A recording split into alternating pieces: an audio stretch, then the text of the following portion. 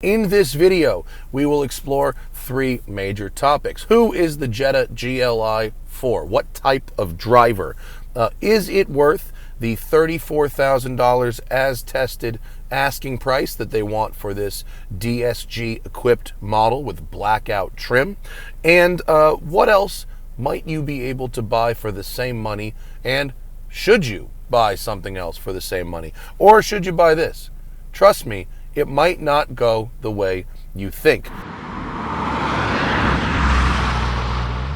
Didn't take long to come up on our first problem. Hey folks, today's video is brought to you by Esri. We have gotten such a nice response from all of you about these Esri backpacks, and today is a special day because today they are launching a brand new bag and they've chosen TheSmokingTire to launch it. This is the Esri Premier. It's their newest, latest, greatest bag yet. Like all Esri bags, it is made of a water-resistant construction with super sleek zippers that are hidden as many ways as possible that can reveal 25 compartments in this thing. It's got an entry from the top as well as one from the back. It's got double water bottle holders that are expandable with elastic. It's got this USB port, and so you can connect your battery pack on the inside and your phone cable on the outside, and it's perfect for work, travel, or just everyday life. Esri zippers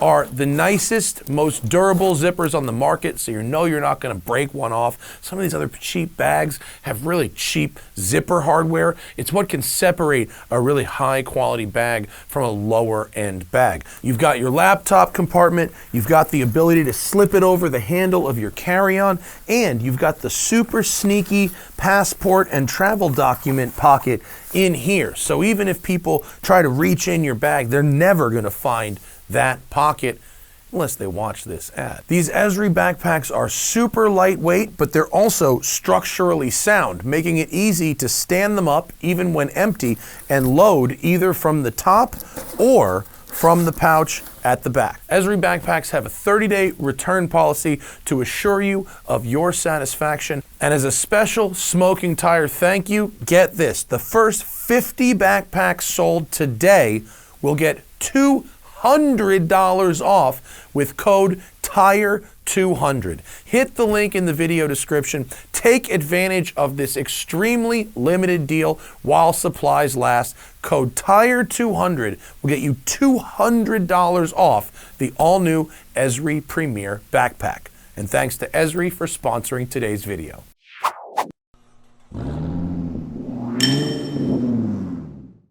Hello. Welcome to the 2023 Volkswagen GLI. Fundamentally unchanged from the 2022 Volkswagen GLI. In 2022, they would call this an Autobahn package, but for 23, they're all Autobahn package. They've dropped the base GLI, so now it's sort of a get everything with one check situation, which, frankly, I'm about that. That's pretty good. More standard equipment is good, and this is a pretty nice car. In this video, we will explore three major topics. Who is the Jetta GLI for? What type of driver? Is it worth the $34,000 as tested asking price that they want for this DSG equipped model with blackout trim? And what else might you be able to buy for the same money? And should you buy something else for the same money? Or should you buy this? Trust me, it might not go the way you think. Boilerplate items. The GLI is basically the GTI for the Jetta, right? So you get a more powerful 2-liter turbo TFSI engine, in this case making 228 horsepower at 5,000 RPM and 258 pound-feet of torque at 1,500 RPM. That is a little less than you get in the new Mark 8 GTI, but this GLI is still based on that Mark 7 MQB platform, which does actually have its benefits despite being 13 horsepower and 15 torque down on the new current GTI. It weighs 3,266 pounds, not bad for its class, about 100 pounds heavier than an equivalent GTI, but it is quite a bit bigger. You have struts in the front, multi-link rear. That's another big difference between a base Jetta and the GLI, that multi-link rear suspension, which gives you a more refined ride, better handling. There's also the VAQ limited slip differential in the front. Because it was formerly part of the Autobahn package and now standard, you have adjustable adaptive dampers as well as many drive modes. You've got Eco, Comfort, Normal, and Sport, plus the custom one where you can individualize a whole variety of driving dynamic options. You can adjust your suspension, your steering, the differential, the powertrain, your engine sound, adaptive cruise control, interestingly enough. Sport adaptive cruise control that's an interesting one. I haven't seen that yet. And normal versus eco climate control. 13.4-inch vented front disc brakes, 11.8-inch rears. 0 to 60 is 6.1 with the standard 6-speed manual transmission, about 5.7 with the DSG. Pretty respectable, actually. Quarter mile and 14.3 at 100 miles an hour. You've got a 400-watt Beats stereo, which means it's probably made by Monster and someone stole the IP. You've got 36 miles per gallon on the highway, according to Car and Driver's 75-mile-an-hour test. Standard, as I said, adaptive dampers, leather, the digital gauge cluster, the Beats stereo. They call this a panoramic sunroof. I think it's just a sunroof. I don't know where they draw the line at panoramic, but I always took it to mean it was the full glass roof. But it's pretty good size. I don't know about panoramic. And heated and cooled front seats standard. Okay, now that we have gotten that out of the way, let's go for a drive. We will go sport. We'll go down the hill in full sport, and then we will go up the hill in the custom mode that I have made. And of course, manual transmission. Here we go.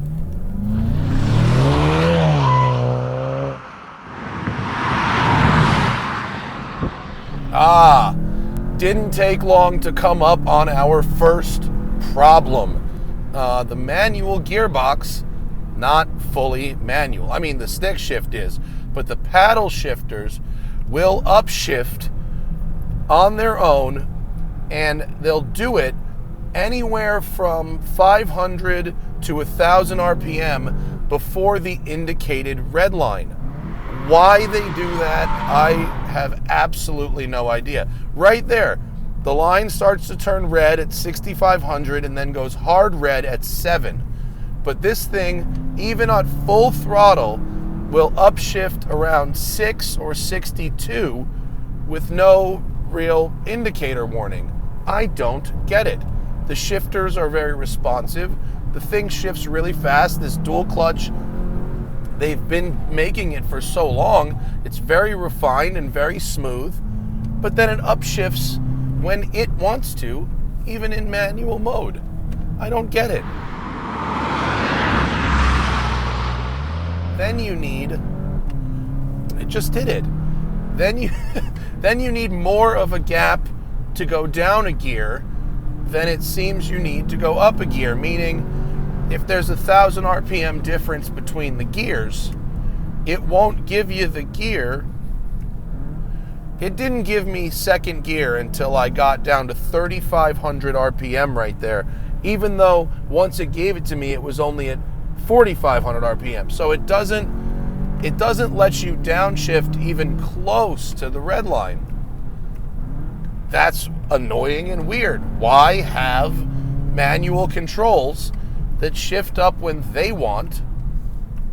I mean, maybe I just don't get it. I'm in full sport mode. Why are you shifting up on your own?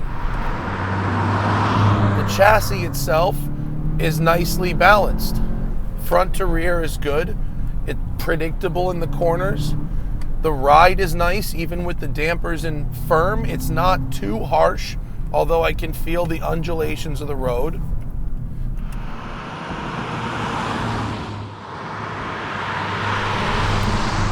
gearbox is overwhelmingly frustrating. It's very difficult to think about anything else, frankly, once it's not giving you the gear that you want. And it won't even let you stay in the gear you want, because when you get close to the red line, it'll upshift, sometimes even further from the red line. That's so frustrating. So it's got Hankook Kinergy Hankook all-season tires, which are not great. The chassis, the dynamics, the suspension are all pretty dialed in and can really easily overwhelm these tires. They're squealy. They don't feel like they have a ton of grip. It's so frustrating, this gearbox. Maybe the answer is just to leave it in auto. I mean, maybe that just is the answer. Now, it's got a very low power band, 1,500 RPM peak torque, 5,000 RPM peak power. So maybe the answer is to go a gear higher and just keep it far, far away from the red line. Drive it like a diesel. Maybe Volkswagen missed their diesels and just wanted to give this thing a diesel-like power band. If that's the strategy, fine, but like, it's annoying. I actually like the sound. It's a little amplified into the car, but in general, it's pleasant.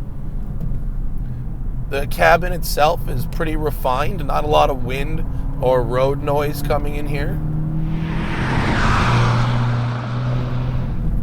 And believe it or not, when you're not trying to go really fast, when you're just cruising around, it's a kind of nicely luxurious driving experience. Now I'm going to go down Mulholland, which is something I've really never done. I don't think I've ever used Mulholland on a video. And we're going to go into normal mode. Standard, normal. With normal, it upshifts early. And I mean like 2,000 RPM early. It really has an economical focus. It's got a very sewing machine sound. But the ride is really smooth, really refined. It does kind of give me an Audi-ish vibe from the ride. It's comfortable, very spacious. The driver's seat goes back far enough I can really stretch my legs out. Is this cold can? No, yes it is. I wanted to go there. I was talking about the ride. We're getting a little turning radius, decent. Not super impressive. Get a GTI if you want good turning radius. Now we'll go into my custom mode and sport gearbox. Okay, so my custom mode has a softer shock, sport gearbox program, sport differential, sport everything, but the softer suspension so it's not as firm. I can smell some brakes. We are making the brakes work today. Stays pretty flat through corners. Just enough body roll to progressively load up that tire. Not a ton of feel through the steering, but the steering is accurate. With some sticky tires on it, this thing would really be a fun handling thing. As it is, I feel like if I push it more than 7/10, I'll totally overwhelm the tire. So if you leave it in automatic, it does a pretty good job choosing the right gear, but it still seems to stay a gear higher than I would want it all the time.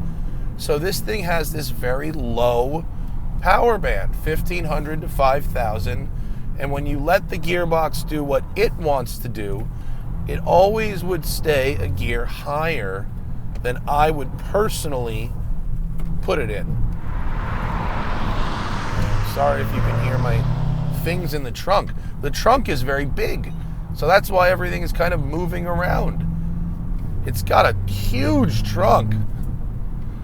and it's got a decent sized back seat, although typical of most current Volkswagens, everything is really focused on the front. The doors in the front and the back are not the same. They have nicer materials in the front. The seats are a little nicer in the front. Everything's nicer in the front and not so nice in the back. The plastics seem a little harder, and we talked about that with GTI. That's a standard Volkswagen thing. They really focus on the front. And this interior, it's pleasant, it's easy to get used to. Knobs for volume, knobs for climate control, and buttons. Not a lot of the haptic buttons. Even the buttons on the steering wheel are real buttons. They're behind one kind of thing of plastic, but they are real buttons. They're not haptic, and I'm into that. So this kind of, I didn't know that this was the right way until I didn't have it anymore. Until everything was haptic in the GTI, and I went, oh no, this is actually better. So we'll go left here. Everyone else, the commuters are going right. They're going into Malibu, and we're going to go out left and finish our video going upwards. The front diff is pretty good. These people are not going to be too happy about my tire squeal, but I'll go by them. They gave me a look of disdain, and frankly, I don't blame them. Making tire squeal in a Jetta is not a way to go about your life, son.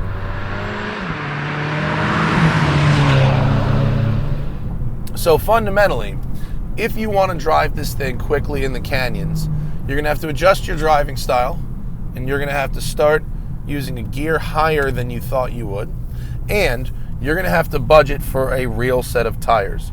These hand-cooked tires are fine for puttering around in all seasons, but they are highly compromised when it comes to the dynamics of the car. You may also just want to leave it in auto. If you can get this thing in a stick, which is a good idea. If you really want to zing it in the canyons, if you want maximum enjoyment, maybe just get the stick. The auto's smooth and shifts fast, but it's very, very frustrating if what you want is to have control over your gearbox. Go! See, even though peak power is at 5, it's not like it dies after that. It stays flat from 5 to 65. I just wish it would let me stay there,